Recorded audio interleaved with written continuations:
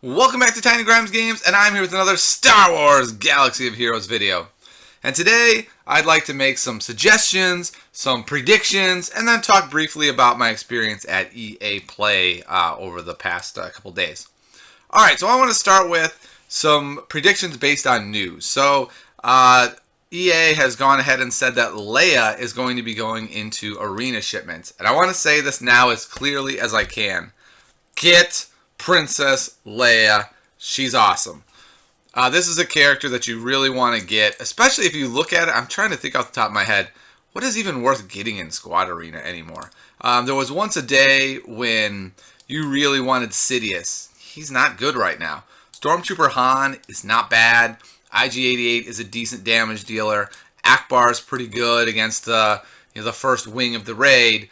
But Leia is one of those, not quite Rey level characters, I don't think, but like massive damage dealers that you star her up, you gear her up, you will be happy. It is, to me now, the #1 get from Arena. Next week, I'm going to do a series of videos talking about ranking all the characters in the different categories for redeeming tokens. But Leia, I'm telling you now, she's the #1 to get in Arena as soon as they patch this, which, I don't know, sometime this week. Get her. She's amazing. She does tons of damage. She helps your other teammates do damage. Let's go ahead and look real quick at her kit. But it is pretty darn impressive. Where is Leia? I have like 12 of her, maybe?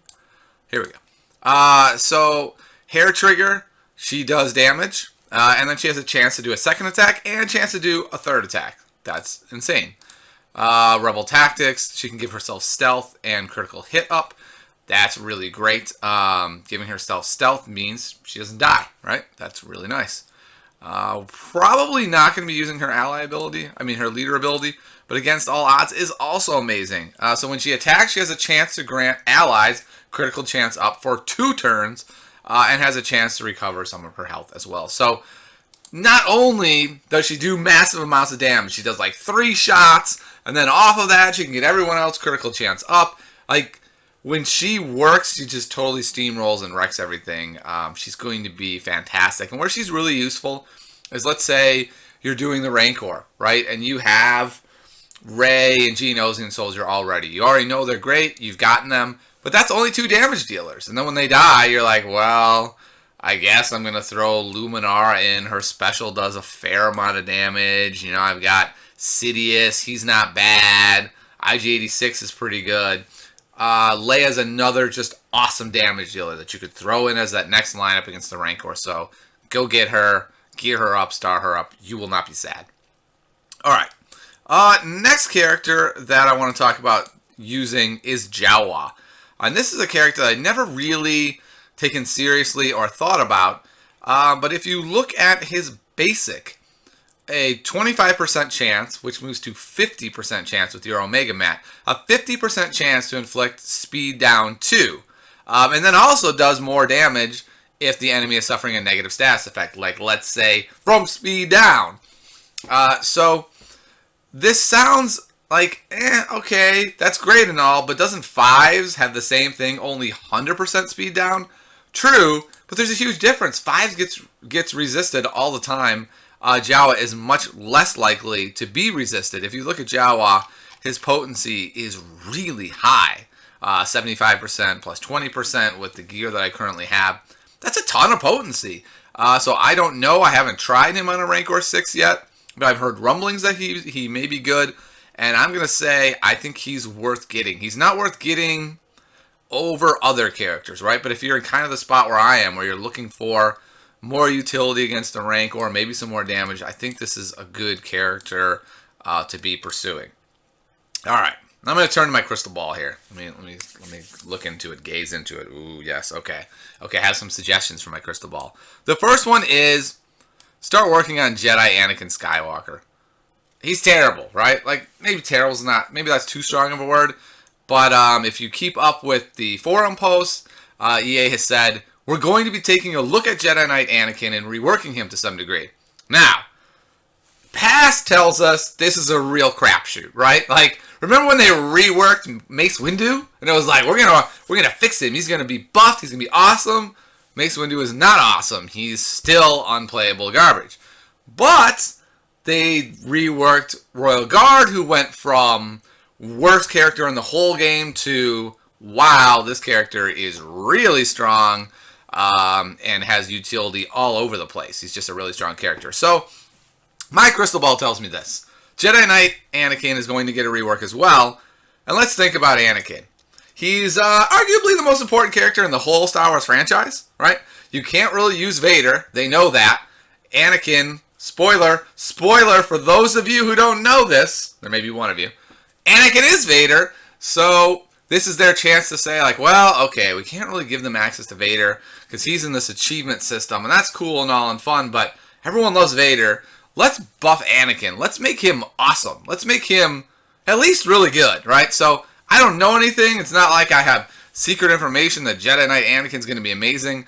I'm just thinking of track record in the past. They have taken characters that were unplayable, made them amazing. And now there's a lot of places you could make Jedi Knight Anakin good in, right? He doesn't have to be great in Arena. Maybe he's just really good against the Rancor. Or maybe he's really good against some other content that could be coming in the future. But my guess is that he's going to be good. I'm starting to use to build him up, as you can see, very early in that process, 6 of 80 shards. But my suggestion to you is start on him. Don't stop what you're doing, right? I'm not saying like, oh, you just started the game. Stop everything. Make Jedi Knight Anakin. Not at all. It's a situation of a lot of people already have pretty good lineups, and they're sort of looking for where's the game going or who might be good, what could I do to improve, especially if you don't want to pay, right? Like for me, as a free-to-play player, there's not a lot of guys left that I'm looking at and targeting. So I'm sort of looking to the next level of like, who could I get that's going to be good? And I really think he's a possibility. Okay, next crystal ball predictive moment. Ally points. So heretofore, I've just burned all my ally points in Bronzium packs. And I'm sure I'll still send some of them into Bronzium packs. But more and more I'm starting to wonder. Remember, we've had 2 events already. 2 events that allowed you to use ally points in them. And so I'm starting to wonder, should I be hanging on to my ally points? I don't know if I should or not. I'm not saying you definitely should. I'm saying that Bronzium packs, if your experience has been like mine, they've been awful.